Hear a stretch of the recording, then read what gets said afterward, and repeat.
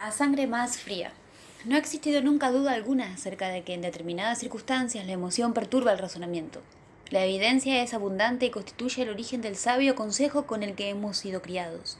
Ten la cabeza fría, mantén las emociones a raya. No dejes que tus pasiones interfieran en tu decisión. Como resultado, solemos concebir las emociones como una facultad mental supernumeraria, un acompañamiento ordenado por la naturaleza, que nosotros no hemos solicitado a nuestro pensamiento racional. Si la emoción es placentera, la disfrutamos como si se tratara de un lujo. Si es dolorosa, la padecemos como una intrusión inoportuna. O en cualquier caso, nos aconsejaría el sabio, debemos experimentar emociones y sentimientos solo en cantidades sensatas. Hemos de ser razonables. Hay mucha sabiduría en esta extendida creencia y no negaré que la emoción incontrolada o mal dirigida puede ser una causa principal de comportamiento irracional. Tampoco negaré que la razón aparentemente normal puede verse perturbada por sesgos sutiles arraigados en la emoción. Por ejemplo, es más probable que un paciente prefiera un tratamiento si se le dice que el 90% de los tratados con él siguen vivos pasados 5 años que si se le dice que el 10% murieron. Aunque el resultado es exactamente el mismo, es probable que los sentimientos que despierta la idea de la muerte lleven a rechazar una opción que se adoptaría si la elección se hubiera construido del otro modo. Esto es, en pocas palabras, una inferencia inconsciente e irracional. Que la irracionalidad no resulta de la falta de conocimiento viene confirmado por el hecho de que los médicos no responden de manera distinta a los pacientes que no lo son. No obstante, lo que el relato tradicional no dice es una noción que surge del estudio de pacientes, tales como Eliot, y de otras observaciones que discuto a continuación. La reducción de las emociones puede constituir una causa igualmente importante de comportamiento irracional. La conexión contraintuitiva entre ausencia de emoción y comportamiento descarriado puede decirnos algo sobre la maquinaria biológica de la razón. Empecé a buscar con afán esta noción utilizando el enfoque de la neuropsicología experimental. A grandes rasgos, este enfoque depende de los siguientes pasos. Encontrar correlaciones sistemáticas entre lesiones en lugares concretos del cerebro y perturbaciones del comportamiento y de la cognición. Validar los hallazgos mediante el establecimiento de lo que se conoce como dobles disociaciones, en las que la lesión en el lugar A reduce la perturbación X, pero no la perturbación Y, mientras que la lesión en el lugar B produce la perturbación Y, pero no la perturbación X. Formular hipótesis, tanto generales como particulares, según las que un sistema neural normal formado por distintos componentes, por ejemplo las regiones corticales y los núcleos subcorticales, realiza una operación cognitiva conductual normal con distintos componentes de grano fino. Y finalmente comprobar las hipótesis en nuevos casos de lesiones cerebrales en los que una lesión en un lugar determinado se utiliza como examen probatorio para ver si la lesión ha causado el efecto señalado en la hipótesis. La finalidad de la empresa neuropsicológica es, pues, explicar de qué forma determinadas operaciones cognitivas y sus componentes se relacionan con los sistemas neurales y sus componentes. La neuropsicología no trata o no debería tratar de encontrar la localización cerebral de un síntoma o síntoma. Mi primera preocupación fue verificar que nuestras observaciones acerca de Eliot se mantenían firmes en otros pacientes. Tal resultó ser el caso. Hasta la fecha hemos estudiado 12 pacientes con lesión prefrontal del tipo que habíamos visto en Eliot, y en ninguno hemos dejado de encontrar una combinación de defectos en la toma de decisiones y emociones y sentimientos planos.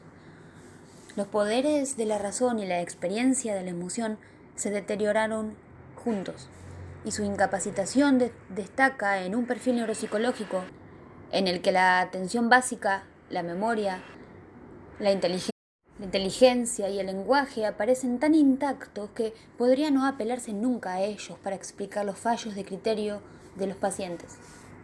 Pero el deterioro evidente y simultáneo de la razón y de los sentimientos no surge únicamente después de una lesión prefrontal. En este capítulo demostraré cómo esta combinación de incapacidades puede surgir de lesiones en otros lugares específicos del cerebro, y de qué modo estas correlaciones sugieren una interacción de los sistemas subyacentes en los procesos mentales de emoción, sentimiento, razón y toma de decisiones. Evidencia a partir de otros casos de lesiones prefrontales. Debo situar mis comentarios sobre casos de lesiones prefrontales en una perspectiva histórica. El caso de Phineas Cage no es la única fuente histórica importante en el esfuerzo para comprender la base neural del razonamiento y la toma de decisiones. Puedo ofrecer otras 4 fuentes para ayudar a redondear el perfil básico. La primera, estudiada en 1932 por Brickner, un neurólogo de la Universidad de Columbia, e identificado como paciente A, era un corredor de bolsa de Nueva York de 39 años, con éxito profesional y personal, que desarrolló un tumor cerebral, un meningioma, como el de Elliot. El tumor crecía desde arriba y presionaba hacia abajo todos sobre los lóbulos frontales. Crecía desde arriba y presionaba hacia abajo sobre los lóbulos frontales. El resultado era similar al que vimos en Elliot. Walter Dandy, uno de los primeros neurocirujanos, pudo extirpar el tumor que amenazaba la vida del paciente, pero no antes de que la masa hubiera producido una extensa lesión en las cortezas cerebrales en los lóbulos frontales, a la izquierda y a la derecha. Las áreas afectadas incluían todas las que se habían perdido en Elliot y en Cage, e iban un poco más allá. A la izquierda se extirparon todas las cortezas cerebrales situadas frente a las áreas del lenguaje. A la derecha, la escisión fue mayor e incluía toda la corteza frente a las áreas que controlan el movimiento. También se extirparon las cortezas de la superficie ventral, orbitaria, y de la parte inferior de la superficie interna, media, de ambos lados de los lóbulos frontales. La región cingulada se salvó. Toda la descripción quirúrgica se confirmó 20 años después, mediante una autopsia. El paciente A tenía una percepción normal. Su orientación a persona, lugar y tiempo era normal, como lo era su memoria convencional para hechos recientes y remotos. Sus capacidades de lenguaje y motoras no estaban afectadas y su inteligencia parecía intacta, sobre la base de las pruebas psicológicas disponibles en aquel tiempo. Se dio gran importancia al hecho de que podía realizar cálculos y jugar una buena partida del juego de damas. Pero a pesar de su salud física impresionante y de sus meritorias capacidades mentales, el paciente A nunca volvió al trabajo. Se quedaba en casa formulando planes para su retorno profesional, pero sin poner nunca en práctica el más sencillo de dichos planes. He aquí otra vida que se deshacía. La personalidad de A había cambiado muchísimo. Su anterior modestia había desaparecido. Había sido educado y considerado, pero ahora podía ser embarazosamente impropio. Sus comentarios sobre otras personas, incluida su esposa, eran descuidados y a veces completamente crueles. Se jactaba de sus proezas profesionales, físicas y sexuales, aunque en realidad no trabajaba, no hacía deporte y había dejado de mantener relaciones sexuales con su esposa o con cualquier otra persona. Gran parte de su conversación giraba alrededor de hazañas míticas y estaba salpicada de comentarios chistosos, generalmente a costa de los demás. A veces, si se sentía frustrado, era verbalmente ofensivo, pero nunca físicamente violento. La vida emocional del paciente A, parecía empobrecida. De vez en cuando podía tener un efímero estallido de emoción, pero la mayor parte del tiempo no se daba esta exhibición. No había indicación alguna de que sufriera por los demás, ni señal de desconcierto, tristeza o angustia ante un giro tan trágico de los acontecimientos. Puede definirse bien su afecto global con el término somero. De una manera general, el paciente A se había vuelto pasivo y dependiente. Pasó el resto de su vida bajo la supervisión de su familia. Se le enseñó a manejar una máquina de imprimir en la que hacía tarjetas de visitas y esta se convirtió en su única actividad productiva. El paciente A exhibía claramente las características cognitivas y de comportamiento que estoy intentando establecer para lo que podía llamarse la matriz de Phineas Cage. Después de sufrir la lesión de las cortezas prefrontales, perdió su capacidad de elegir el plan de acción más favorable. A pesar de sus capacidades mentales, por otro lado, intactas, emociones y sentimientos resultaron menoscabados. Desde luego, alrededor de esta matriz, existen diferencias en el perfil de personalidad cuando se comparan varios casos, pero está en la inevitable naturaleza de los síndromes el tener una matriz, una esencia compartida de síntomas y tener una variedad de síntomas alrededor de los márgenes de dicha esencia. Como indiqué al comentar las diferencias superficiales entre Cage y Elliot,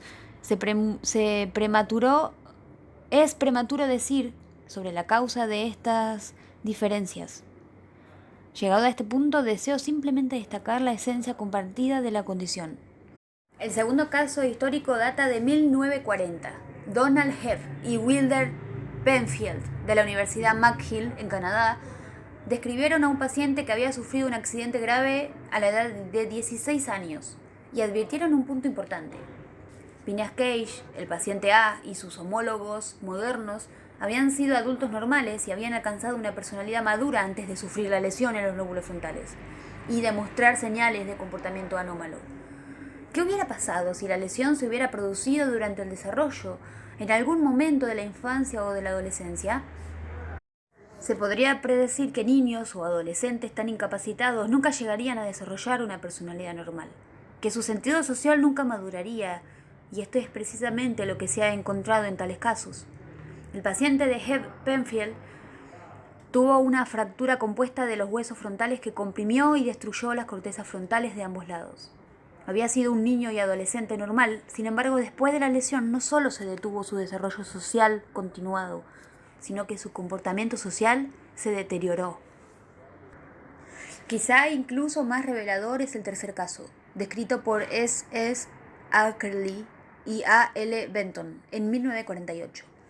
Su paciente sufrió una lesión del lóbulo frontal en el momento del nacimiento y de este modo atravesó la infancia y la adolescencia sin muchos de los sistemas cerebrales que yo creo que son necesarios para que emerja una personalidad humana normal.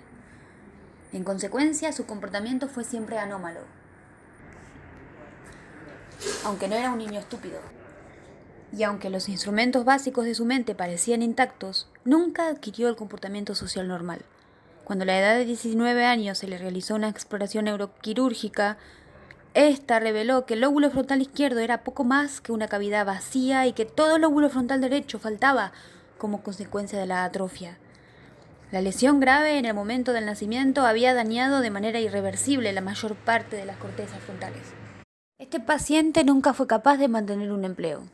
Después de algunos días de obediencia, perdía interés en su actividad e incluso terminaba robando o alborotando. Cualquier desviación de la rutina lo frustraba fácilmente y podía causar un arrebato de mal genio, aunque en general tendía a ser dócil y educado. Se le describió indicando que tenía las maneras corteses conocidas como urbanidad de mayordomo inglés. Sus intereses sexuales eran poco claros y nunca tuvo un enredo amoroso con ninguna pareja. Su comportamiento era estereotipado, nada imaginativo, falto de iniciativa y no desarrolló habilidad profesional o afición alguna. Ni premios ni castigos parecían influir sobre su comportamiento.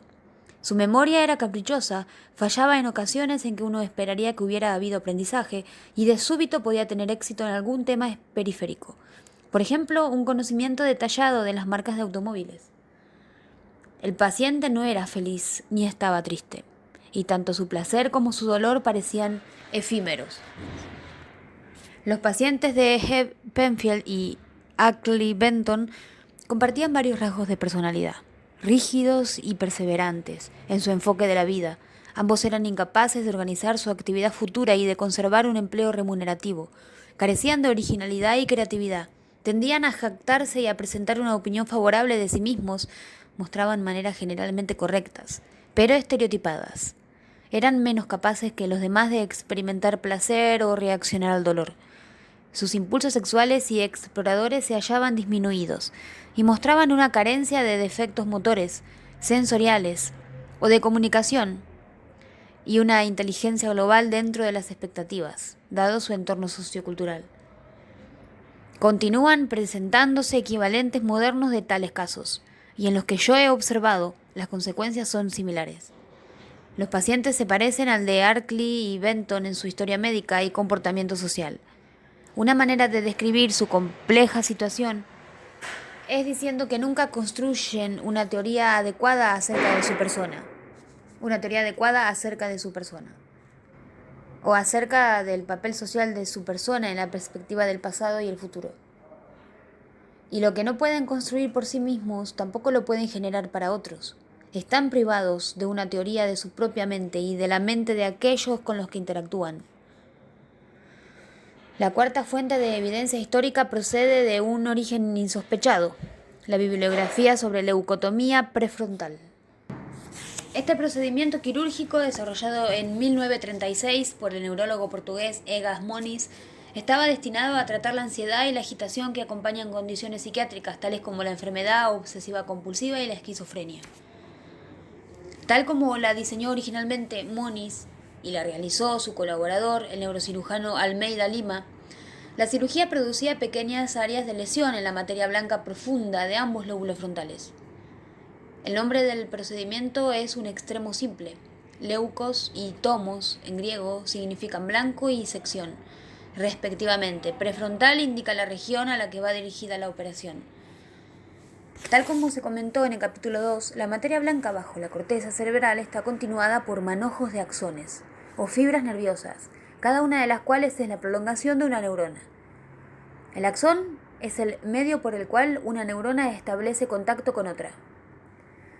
Los manojos de haces entrecruzan la sustancia del cerebro en la materia blanca, conectando diferentes regiones de la corteza a solo unos pocos milímetros de distancia unas de otras, mientras que otras conexiones enlazan regiones que están más separadas, por ejemplo, las regiones corticales de un hemisferio cerebral con las regiones corticales del otro. También existen conexiones en una u otra dirección entre regiones corticales y núcleos subcorticales, los agregados de neuronas que hay bajo la corteza cerebral. Con frecuencia a un manojo de axones procedentes de un origen conocido se le denomina proyección, porque los axones se proyectan a un conjunto determinado de neuronas. Una secuencia de proyecciones a través de varias estaciones objetivos se denomina ruta. La idea original que Moniz había concebido era que en pacientes con ansiedad y agitación patológicas, las proyecciones y las rutas de materia blanca en la región frontal habían establecido circuitos anormalmente repetitivos e hiperactivos. No existía evidencia de una tal hipótesis, aunque estudios recientes sobre la actividad de la región arbitraria en pacientes obsesivos y deprimidos sugieren que Moniz podía haber estado en lo cierto, al menos en parte, aunque los detalles eran equivocados. Pero si la idea de Moniz era audaz y avanzada, la evidencia de la época era casi tímida comparada con el tratamiento que iba a proponer. Razonando a partir del caso del paciente A y de los resultados de experimentos con animales que se comentarán más adelante, Moniz predijo que una ablación quirúrgica de estas conexiones reduciría la ansiedad y la agitación, al tiempo que dejaría inalteradas las capacidades intelectuales. Creía que una tal operación curaría el sufrimiento de los pacientes y les permitiría llevar una vida mental normal. Veía cómo, motivado por lo que veía, como el estado desesperado de muchos pacientes sin tratar, Moniz desarrolló e intentó la operación. Los resultados de las leucotomías prefrontales iniciales dieron algún respaldo a las predicciones de Moniz. La ansiedad y agitación de los pacientes fueron suprimidas y funciones tales como el lenguaje y la memoria convencional permanecieron prácticamente intactas. Sin embargo, no sería correcto suponer que la operación quirúrgica no incapacitaría a los pacientes de otras maneras. Su comportamiento, que nunca había sido normal, era ahora anormal de una manera distinta. La ansiedad extrema daba paso a la extrema calma. Sus emociones parecían planas. No parecía que sufrieran. El intelecto animado que había producido incesantes compulsiones o ricos delirios estaba tranquilo. El impulso de los pacientes para responder y actuar, aunque fuera equivocadamente, estaba amortiguado. La evidencia a partir de estos primeros procedimientos está lejos de ser ideal. Se recopiló hace mucho tiempo con el limitado conocimiento e instrumentos neuropsicológicos de la época, y no está tan libre de prejuicios, positivos o negativos, como uno quisiera. La controversia sobre esta modalidad de tratamiento fue abrumadora, pero los estudios que existen apuntan efectivamente a los siguientes hechos. Primero, la lesión a la materia blanca subyacente en las regiones arbitraria y mediana del lóbulo frontal alteraba la emoción y el sentimiento, reduciendo ambos de forma drástica. Segundo, los instrumentos básicos de percepción, memoria, lenguaje y movimiento no quedaban afectados.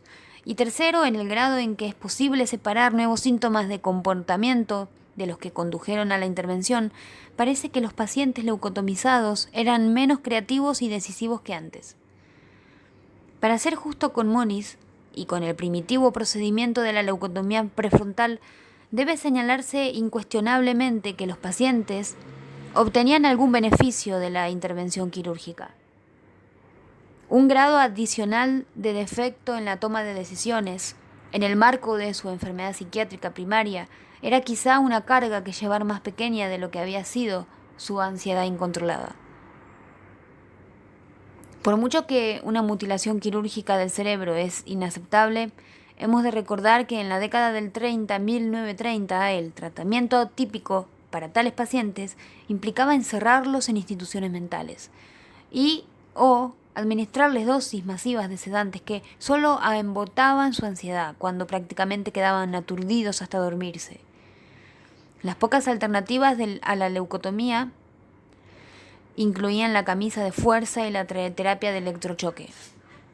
Las drogas psicotrópicas como el Toracin no empezaron a aparecer hasta finales de la década de 1950.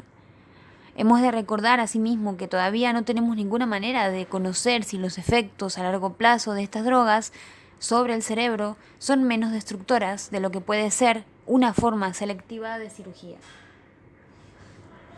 Sencillamente hemos de reservarnos la opinión. Pero no hay necesidad de reservarse la opinión contra la versión mucho más destructiva de la intervención de Moniz, la llamada lobotomía frontal. La operación concebida por Moniz causaba una lesión cerebral limitada. En cambio, la lobotomía frontal solía ser una carnicería que producía lesiones extensas. Se hizo infame en todo el mundo por la manera cuestionable en que era prescrita y por la mutilación innecesaria que producía. Sobre la base de la documentación histórica y de la evidencia obtenida en nuestros laboratorios, llegamos a las siguientes conclusiones provisionales. 1. Si el sector ventromediano queda incluido en la lesión, el daño bilateral de las cortezas prefrontales se halla asociado de manera consistente con deterioros de razonamiento, toma de decisiones y de la emoción-sentimiento.